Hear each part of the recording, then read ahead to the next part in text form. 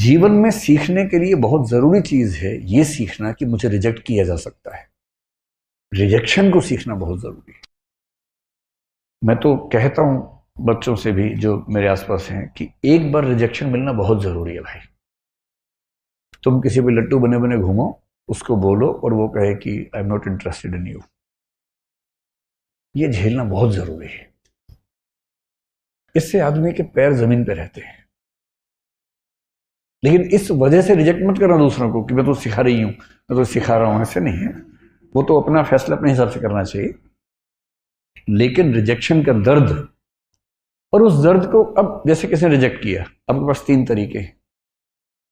एक तरीका है आप कहें कि छोड़ूंगा नहीं, अब मैं रात दिन तेरे बारे में ही सोचूंगा, अब मैं सुबह अपने घर से उसी टाइम निकलूंगा जब तू निकलेगी या तू निकलेगा, वहीं वहीं जाऊंगा जहां जहां तू जाएगी या जाएगा। मैं तेरा बॉडीगार्ड हूं अब से, सुबह तेरे पीछे पीछे आऊंगा, शाम तक पीछे पीछे घूमूंगा, क्योंकि मैं बेरोजगार हूं और मेरे दिमाग में इतनी आजादी नहीं है कि मैं कुछ और सोच सकूं जीवन में। मैं तुम्हारा बंधुआ मजदूर हूं, मैं तुम्हारा गुलाम हूं, मैं तुम्हारा स्लेव हूं। और ऐसे ही मूर्खों ने ऐसे गीत लिखे, जो तुमको हो पसंद वही बात कहेंगे, तुम दिन को अगर रात कहो रात कहेंगे।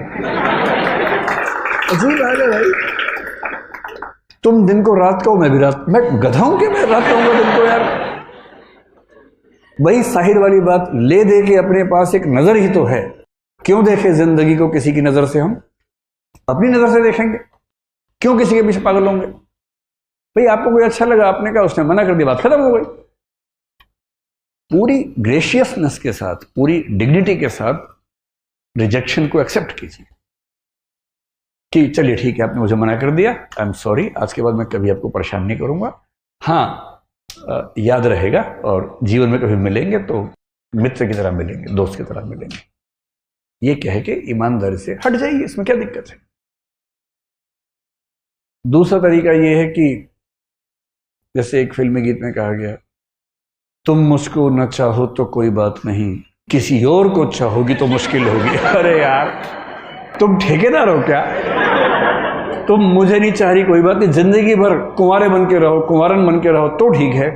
किसी और को चाहा तो मैं नाराज हो जाऊंगा। मैं अलाउद्दीन खिलजी हूं क्या? अजीब हाल है भाई, काहे खिलजी बन के घूम रहे हो? इससे अच्छा क्या है, चलिए कभी आप किसी और के साथ होंगे तो मैं बधाई देने के लिए आऊंगा। अगर आप सच में उससे प्रेम करते हैं, आप तो दरअसल खुद से प्रेम कर रहे थे, आप अपनी ईगो से बाहर निकल नहीं सकते। आप कह रहे हैं कि मुझसे प्रेम नहीं करती, कोई बात नहीं, इतनी आजादी दे रहा हूं, किसी और से किया तो आंख निकाल दूंगा। ये आप इससे प्रेम कर रहे हैं, या इसको वस्तु समझ के कब्जा करना चाह रहे हैं इसके ऊपर? आप ठेकेदार हैं इसके। ये ठेकेदारी अगर मन में आती हो, उसको मन से निकाल दीजिए, एक कायदे का इंसान बनिए। और सबसे अच्छा रास्ता है इग्नोर। किसी ने कहा कि मैं आपको पसंद नहीं करती हूं या नहीं करता हूं, आपने कहा ओके थैंक यू। उससे कहा थैंक यू क्यों? आपने कहा 4 रास्ते और खुल गए। अरे क्या हो गया इसमें, क्या हो? और एक बड़ा प्रसिद्ध शेर मेरे नाम से लोगों ने बहुत फैला दिया, तू नहीं कोई और सही। नहीं कोई और सही, मेरा नहीं है वो, मैं तो यहां से सुनता हूं वहां बोल देता हूं, मैं तो इतना ही करता हूं। इसका इस शेर के 2 फॉर्म्स हैं, एक फॉर्म दूसरा भी है। अगर तू है हर जाई तो अपना भी ये तौर सही, तू नहीं कोई और सही, कोई और नहीं कोई और सही। एक तो ये है, ये तो उनके लिए जब कोई हरजाई हो जाए, हरजाई का मतलब बेवफा हो जाए, है ना, ये तो उनके लिए है। अगर वो वाला मामला नहीं है, आपने गुलाब का फूल भेजा और वहां से गोभी का फूल आ गया वापस, इसका मतलब तो मुंह गोभी जैसा करने की जरूरत नहीं है, वहां उस अदा से बोलना है, तू नहीं कोई और सही, कोई और नहीं कोई और सही, बहुत लंबी है ज़मीं, मिलेंगे लाख हंसी, इस जमाने में सनम तू अकेली तुम, या फिर तू अकेला तो नहीं। ऐसा थोड़ा ना कि केवल किसी पे होगा, किसी पे भी हो सकता है, दोनों पक्षों पे हो सकता है। इग्नोर करना सीखना है, कोई बात नहीं। और 2 दिन बाद कोई आपसे पूछे, यार तूने कार्ड दिया था, उसने तुझे रिजेक्ट कर दिया, कैसा लगता है? और आप कहें कौन? आपने कहा परसों उसने रिजेक्ट किया। किसने? उसे नाम बताया? बोले हाँ ऐसा कुछ हुआ तो था शायद। यार डिस्टर्ब मत करो, I am in relationship with someone else. मतलब है क्या टेंशन लेनी है। वही व्यक्ति सामने से आ गया, उसने कहा आप कैसे हैं? आपने मैं तो ठीक ही रहता हूँ। अब क्या होता है? अब और तब क्या होता है? नहीं मैंने 2 दिन पहले आपको मना किया था। आप हैं कौन? अच्छा हाँ चेहरा देखा वो लग रहा है। लोड नहीं लेना है एकदम जिंदगी में, इग्नोर करना है। और दूसरे लोग आपके बारे में 4 बुरी बातें बोले, टेंशन मत लो। मेरा तो तकिया कलम हमेशा से है, दूसरे मेरे बारे में क्या सोचते हैं, अगर ये भी मैं सोचूंगा तो वो क्या सोचेंगे। सोचने दो, कम से कम सोच तो रहे मेरे बारे में, तुम्हारे बारे में सोच भी नहीं रहे। अगर कोई बोले ना कि तेरे बारे में ऐसे बात चल रही थी, अरे बात तो चल रही थी, तेरे बारे में तो बात भी नहीं चलती भाई। मेरे बारे में बात चलती है। आप मुझे प्यार करो नफरत करो, इग्नोर नहीं कर सकते, ये क्या छोटी बात है? मतलब खुश रहने की वजहें ढूंढनी पड़ेंगी जिंदगी में, वो कोई आपको देगा नहीं। और जिसने इग्नोर करना सीख लिया उसकी जिंदगी बड़ी आसान है। अपने इमोशंस को मैनेज करना अगर सीख लिया, इमोशंस को मैनेज करने का मतलब क्या है, मैनेजमेंट ऑफ इमोशंस का मतलब क्या है, जब जब डीमोटिवेटेड हो खुद को मोटिवेट करने की क्षमता। मोटिवेशन के लिए ये नहीं करना कि ठेकेदार ढूंढ रहे हो बाहर जाके, जी मुझे मोटिवेट कर दो प्लीज। कुछ मोटिवेशन के ठेकेदार होते हैं, वो आपके अंदर पंप से हवा भरेंगे, आप गुब्बारा बन के उड़ेंगे, आपको लगता है सारा जहान मेरा है। तब तक हीलियम निकल गई, वो गैस निकल गई, हवा निकल गई, उसको धम से नीचे आते हैं। वो जो मोटिवेशन है 2 घंटे वाला, वो काम नहीं आता जिंदगी में। वो केवल इंजेक्शन की तरह है कि बहुत परेशान है, इंजेक्शन लगाया ठीक हो गया, थोड़ा सा दौड़ रहे हैं ग्लूकोज खा लिया तुरंत थोड़ा शुगर लेवल ठीक हुआ, उतना ठीक है। अंत में तो आपको खुद को खुद मोटिवेट करने की क्षमता डेवलप करनी पड़ेगी, और वो इमोशनल इंटेलिजेंस से आती है। आपके आसपास जो लोग हैं, पेरेंट्स हैं, भाई बहन हैं, उनके इमोशंस को मैनेज करना है। उन्होंने बहुत तपस्या करके आपको भेजा है, रूखे नहीं होना है कि वो फोन करे आप कहे क्या मम्मी रोज फोन कर देती हो, क्या पापा बिजी हूं पढ़ रहा हूं, ये ड्रामा नहीं करना है। उनका दिल रखने की क्षमता विकसित करनी है। टाइम ना हो तो भी दिन में एक प्यारा सा मैसेज भेज ही देना है, याद न भी है तो भी लिख के भेजना। बहुत याद आती है मम्मी आपकी। मम्मी तो उसी में 4 दिन निकाल देंगे उसके बाद खुश होकर। और मम्मी खुश है तो आपको क्या टेंशन है भाई, उन्हें खुश कर दो थोड़ा सा।